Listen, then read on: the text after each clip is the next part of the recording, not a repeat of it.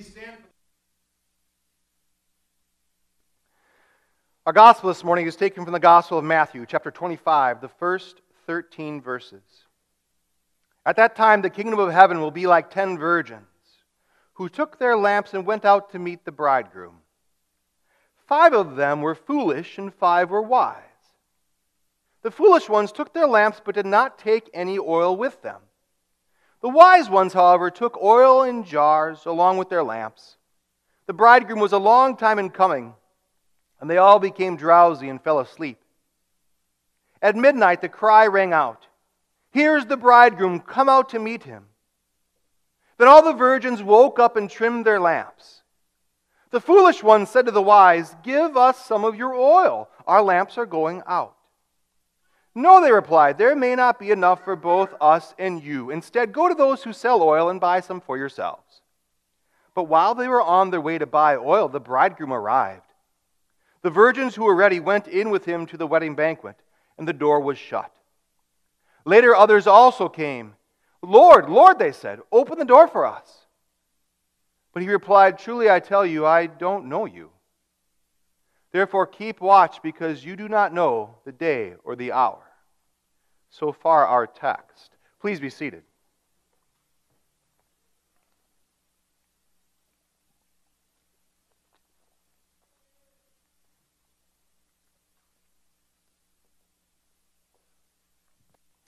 Dear friends, if you want to know how the world will end, Jesus tells you straight up in Matthew 24 and 25. He doesn't pull any punches. And you need a little context as we jump into this, because the disciples were walking right past the temple. It was 150 feet tall. And as people who lived in the ancient world, and there's not a whole lot of construction going on, this was enormous. This was a big deal. And they said, "Jesus, look at that, it's so amazing. Look at that, isn't that awesome?" And Jesus looks at it, and he says, "Do you see these things? I tell you the truth, not one stone here will be left on another. Everyone will be thrown down." Whoa, Jesus, you sure about that?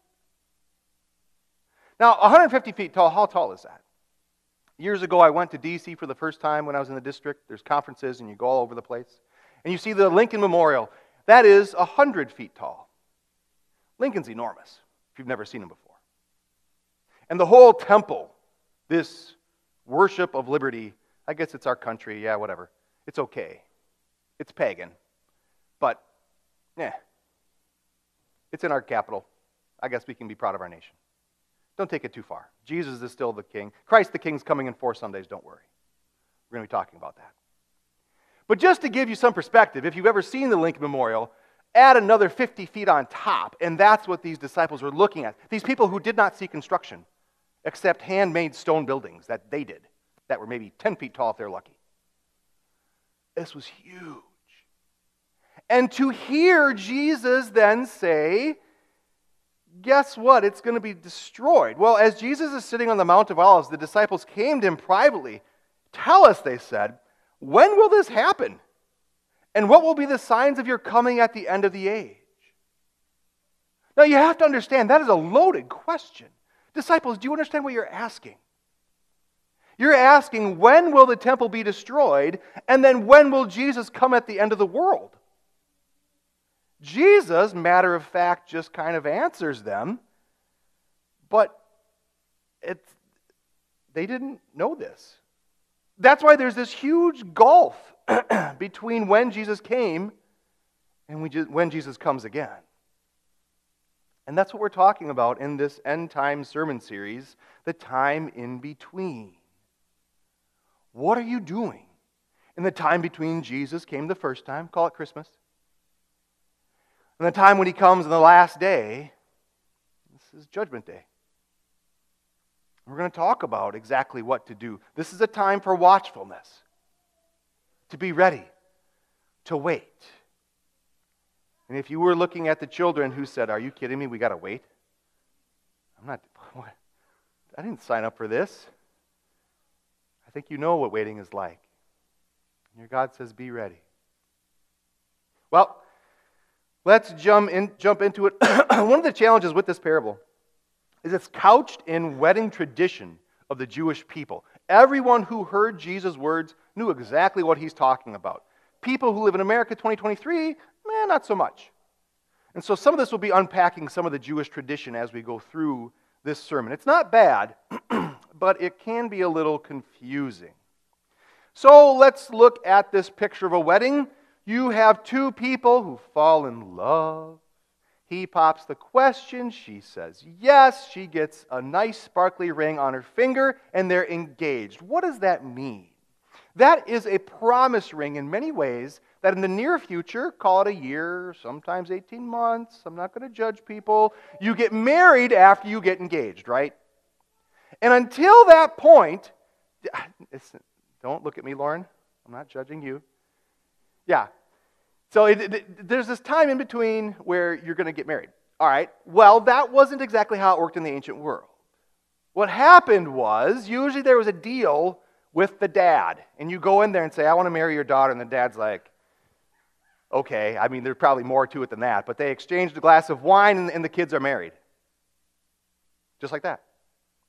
They did not live together. They did not enjoy all the blessings of marriage. What happened was the guy left. Months, 6 months, a year, and he literally made a home. And then when he was done, he would come back. And this always happened at night, and it was always a surprise. Surprise! I'm back, wife. Let's go. Does that sound like a good tradition? Just maybe. Yeah, you're shaking your heads. That's not how we roll here, is it? Usually we have apartments, and you could sign a lease, and we have housing. It's not that hard. But in the ancient world, it was a little bit different.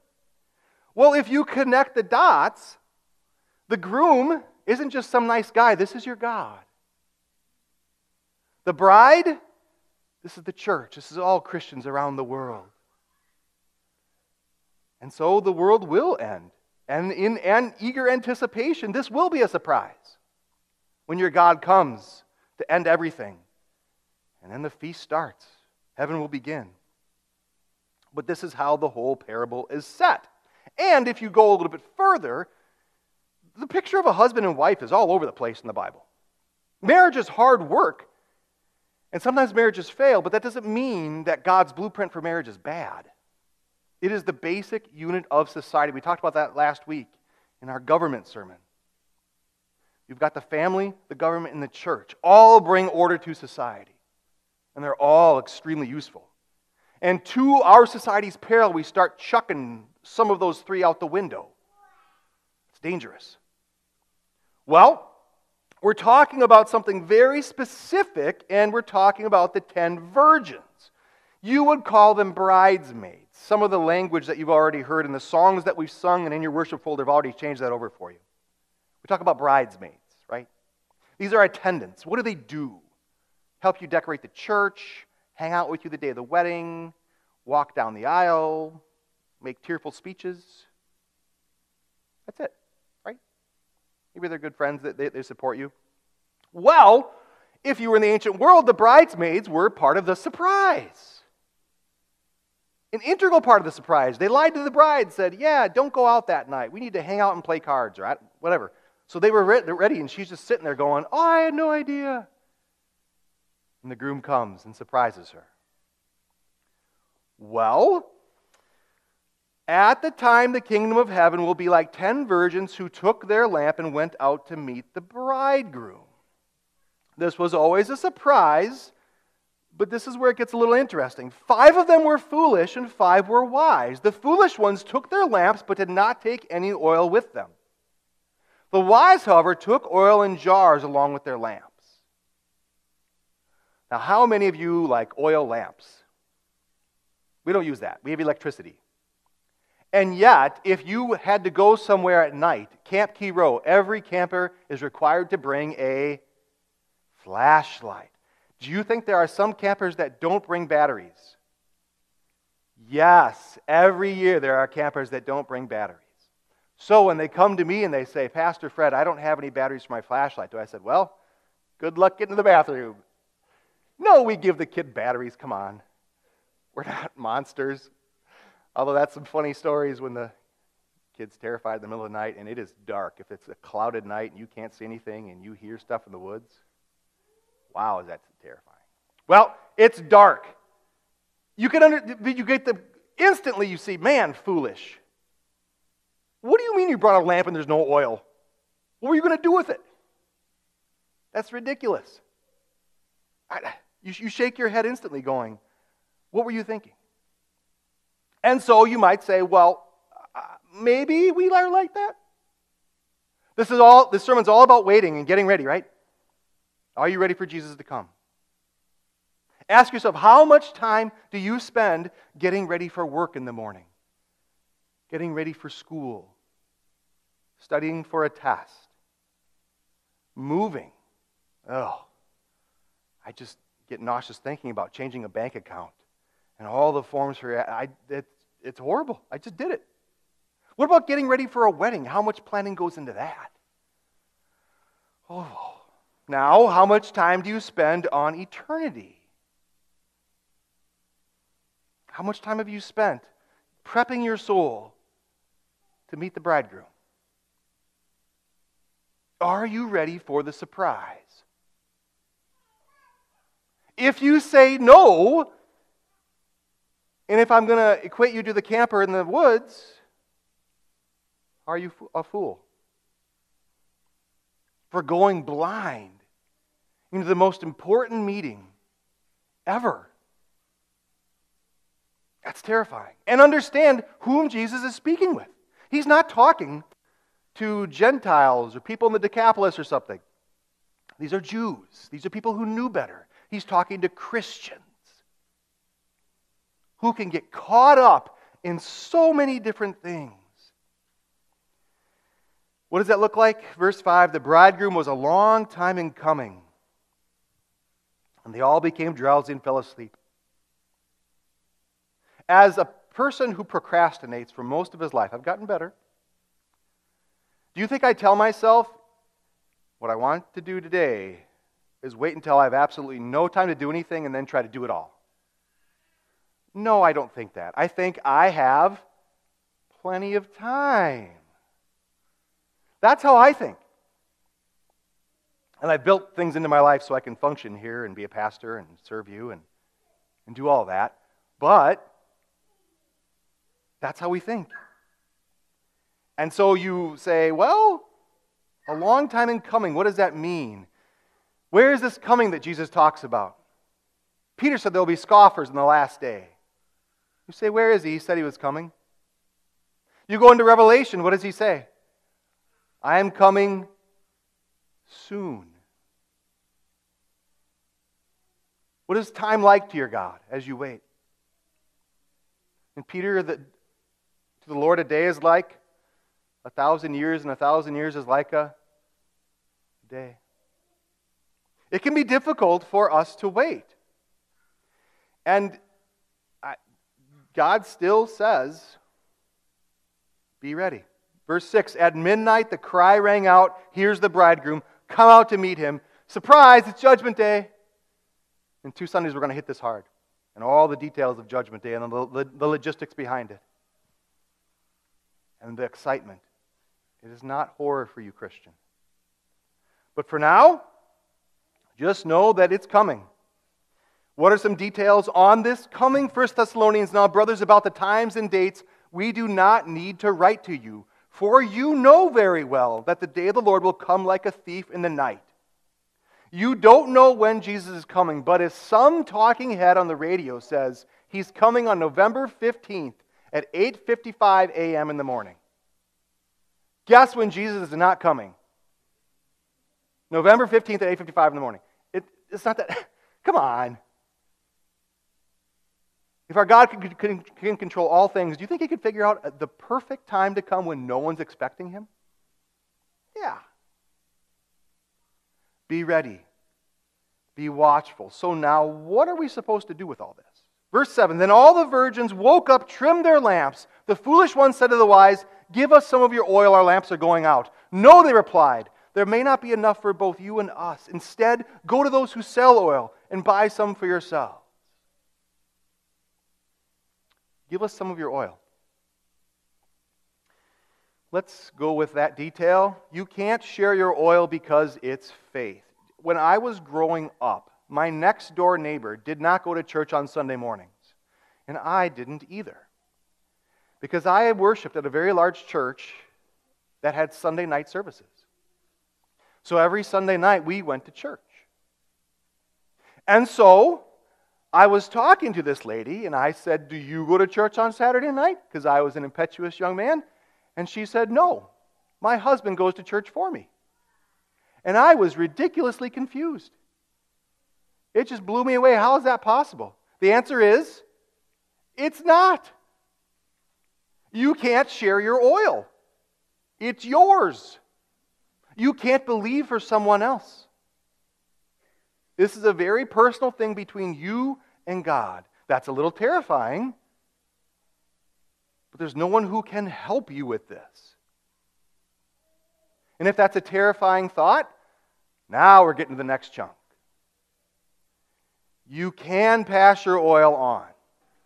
You can tell other people how to get that faith, where it is. Using the picture, the seller of oil, there's a whole room full of people who sell oil here. And you will give it at no cost. There's all kinds of pictures in the Bible about how you share your faith. And this is just one little one in this parable. And this is one of the important things for you to be doing. Because here's the thing, if you have been foolish, as I have been a few times in my life, and I procrastinated and maybe I wasn't ready or made poor decisions, call them sin. That can be crippling and beat you down. And so you say, what am I supposed to be doing while I'm waiting? You don't pull out a game on your phone and just play it mindlessly. What can you do? God says work, do your vocation, wherever it is that God's placed you in this life. Go about your business. You don't sit on the front porch, wait. You go about your lives, knowing that at any time Jesus can come. This is good. Every day you start and you go back to the cross and you dump your foolishness there. You give Jesus all of your guilt because that's a lousy way to go through life waiting, isn't it? It's too much for you to carry. God never says do that. He says give it to me. He wants you to have peace and rest. That's what He gives you. So, verse 10, but while they were on their way to buy the oil, the bridegroom arrived. Surprise! The virgins who were ready went in with him to the wedding banquet, and the door was shut. Later others also came. Sir, sir, they said, open the door for us. But he replied, I tell you the truth, I don't know you. Therefore keep watch, because you do not know the day or the hour. The problem is that there's urgency behind this. When the surprise happens, when Judgment Day comes, and here's a little reminder. Judgment Day is the day that Jesus comes, or it's the day you die. And you are not promised tomorrow. And if you are not ready with flashlight loaded today, you're not ready. And you hear these stories. This is why social media is scary, isn't it? There was a principal in our fellowship up in Wisconsin, died one day. Heart attack. It happens. Be ready. Wait. Watch. Because you do not know when the surprise will happen. Sometimes you do. I have 2 funerals in the next 24 hours. And those were not surprises. Those were people who were ready to meet their God, who spent a whole life knowing, excited, that they could see their family members. They spoke about this openly. And it is such a joy to see a Christian with eyes wide open, knowing that door is wide open and waiting for them. And yet I have to say, in these end times, it's terrifying to think of the people who aren't. That's why there's urgency in your witness. And you can give them some oil for themselves. That is the faith that they need in Jesus. Dear friends, this picture of the wedding is one that we can look forward to, because who doesn't like a feast? And that is what is waiting for you when the bridegroom comes again. He will come again to take you home. And so I'm going to say this at the end of every one of these sermons.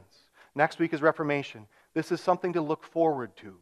I look forward to this. I don't remember who said this. Today, this is my favorite season of the church year, because this is when I get to talk about going home. Amen. Please stand.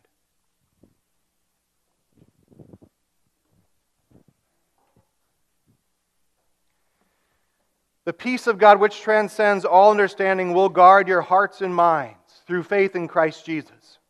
We now confess our Christian faith using the words of the Apostle